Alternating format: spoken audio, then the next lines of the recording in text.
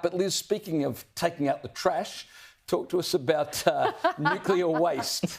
I don't think this is taking out the trash, but today, a decade-long process to establish a nuclear waste facility in Kimba, near Kimba, I should say, in South Australia, has been trashed by the Albanese government. Now, this has been a long time in coming, but now that Labor is in power, they've decided, no, it absolutely cannot go ahead. Now, this went to a vote in 2019 with Kimba locals, and they voted yes.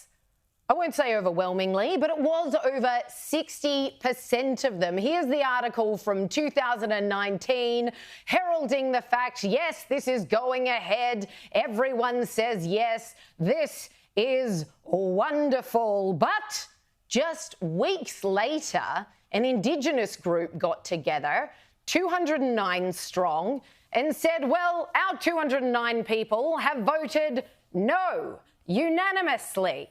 They said they had been excluded from the former poll. And yes, they were excluded because they don't live in Kimba. And it bears mentioning that in this article, it says a second ballot is underway for another proposed site in the Flinders Ranges, which has also been opposed by traditional owners. You can see where this is going.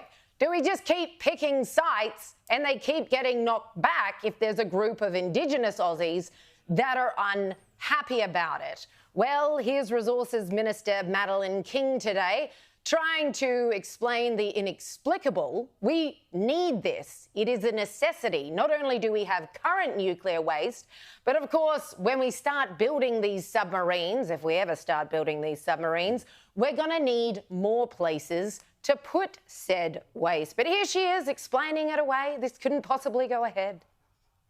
Despite the genuine efforts of the Australian Radioactive Waste Agency and others, many feel they weren't adequately consulted. The traditional owners, the Bungala people, have for many years pointed to deficiencies in the consultation process.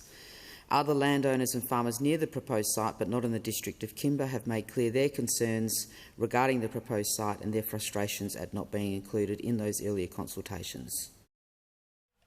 Note she is honest enough to say that those objecting aren't in the district of Kimba, her own words. It must be a pretty cold day in hell, because I am 100% backing every word that came in reply from Simon Birmingham, Leader of the Opposition in the Senate. Here he was firing back. He says this gutless decision reeks of putting short-term politics ahead of Australia's long-term interests. Given the politics of this issue, there will never be a site universally accepted by everyone, but at least a strong majority of the Kimba community had expressed a willingness to host it.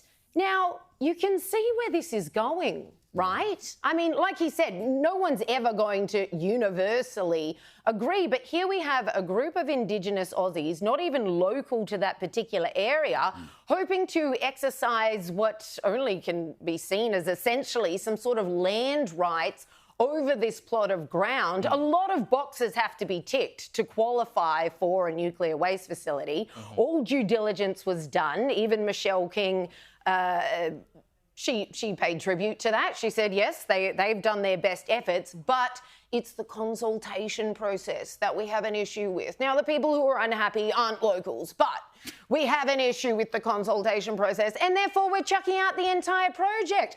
Also, no mention of where it will go instead and what steps we're now being taken to find a new one. Not a word. That's the astonishing thing. It's not being rejected because the site is unsuitable. It's not being rejected because the locals don't want it. It's being rejected because some Indigenous people who live a long way away weren't consulted. Now, this makes me wonder, Caleb, you know, if we have a process whereby Indigenous people have to be consulted on every decision, are courts going to do this continually? Well, we had a thing that was going to happen in WA where that was exactly what they were going to do, and they've overturned that within 3 weeks because they saw what a mess that turned into. This is just obscene. Like the local Aboriginal mob is called the Bungala people, and that's exactly what's happened here. They have bungalaed this up terribly.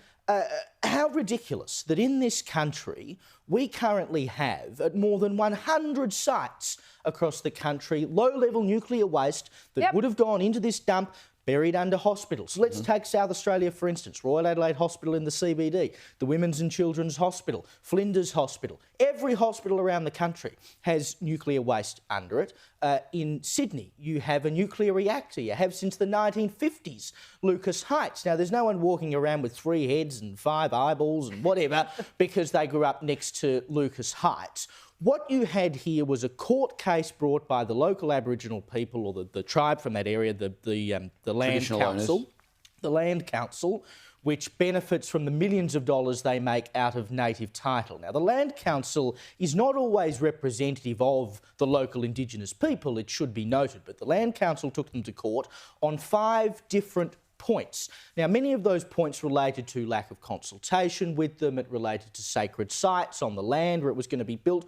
All of that was disregarded by the federal court. The one point on which the federal court ruled that this decision to have the waste dump in Kimba should be overturned was quote-unquote apprehended bias of Keith Pitt when he was Resources Minister and said, we'll put it in Kimba, i.e. he'd made up his decision when we were going to do it. So it had nothing actually to do with the connection of Indigenous people to that land. And better than that, that's what Labor government, of course, is using it for. The Land Council said, we will campaign with any other Indigenous mob in this country who wants to stop a nuclear waste dump being built on their land. It was about politics. It wasn't about sacred sites. It was about politics and opposition to nuclear waste and nothing more. And speaking of politics, the Labor government, I mean, this has been 8 years in the making, this site. It's taken that long to get agreement, which is now scuttled.